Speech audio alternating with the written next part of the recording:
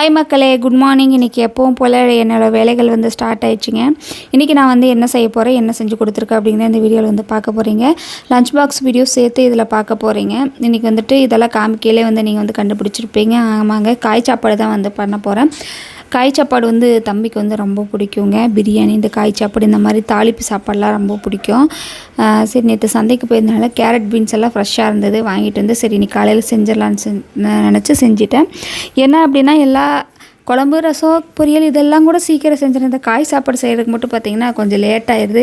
இது எப்படியும் தாளித்து குக்கரில் அரிசி போட்டு கிளறி விட்டு மூடி வச்சு விசில் வர்றதுக்கு லேட் ஆயிடுச்சு. இன்றைக்கி விசில் தூக்கி விட்டு தான் வந்துட்டு சாப்பாடே வந்து தம்பி கிளறி வந்து இன்றைக்கி சாப்பிட்றதுக்கும் லஞ்சுக்கும் நான் போட்டு கொடுத்தேன். அவ்வளோ லேட் ஆயிடுச்சு இந்த சாப்பாட்டுக்கு. கொஞ்சம் நேரமே செஞ்சிட்டாலும் வந்துட்டு சாப்பாடு விசுக்குன்னு ஆறி போயிடும், சாப்பிட்றப்போ நல்லா இருக்காது. எப்பவும் போல் எழுந்திரிச்சு கரெக்டாக தான் செஞ்சேன், ஆனால் அப்போது வந்து லேட் ஆயிடுச்சு. இதுக்கு பார்த்திங்கன்னா அந்த பிரியாணி தாளிப்பு எல்லாமே போட்டு நல்லா வதக்கிட்டு வெங்காயம் நான் போகிறதுனால எல்லோரும் அக்கா வெங்காயம் வந்து அதிகமாக போடுங்க அப்படின்னு. அதாவது சாப்பாடு நம்ம எந்த அளவுக்கு போடுறோமோ அந்த அளவுக்கு நம்ம வெங்காயம் போட்டுக்கலான்னு நினச்சி தான் நான் போடுறது. இந்த டைம் கொஞ்சம் வெங்காயம் அதிகமாக தான் போட்டிருக்கேன்.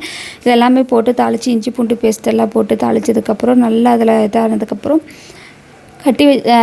வெட்டி வச்சுருக்க காயெல்லாம் எல்லாத்தையும் உள்ளே போட்டு மீல் மேக்கர் வேக வச்சுருந்தேன், அதையும் நல்லா கழுவி உள்ளே போட்டு நல்லா வதக்கி விட்டுட்டேன். அதுக்கப்புறம் பார்த்திங்கன்னா கொஞ்சம் பிரியாணி மசாலாவும் உப்பும் தான் போட்டேன், வேறு எதுவுமே நான் போடலை.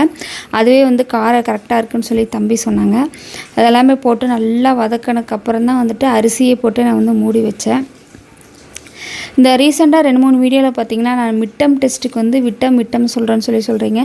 அதை நான் அப்படி இந்த மாதிரி வாய்ஸ் கொடுக்கையில் வந்துட்டு நான் வந்து அந்த மாதிரி மாற்றி சொல்லிடுறேன்.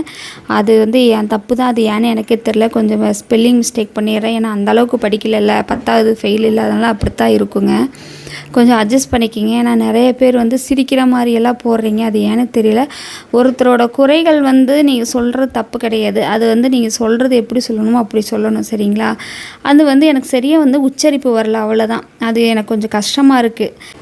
என்னடா இது எப்படி சொன்னாலுமே வந்துட்டு ஏதோ ஒன்று சொல்கிறாங்களே அப்படின்னு. இனிமேல் வந்துட்டு வீடியோஸில் நம்ம வந்து அப்படியே டேரெக்டாக பேசி நம்ம போட்டுடலாம் அப்படிங்கிற மாதிரிலாம் இருக்குது.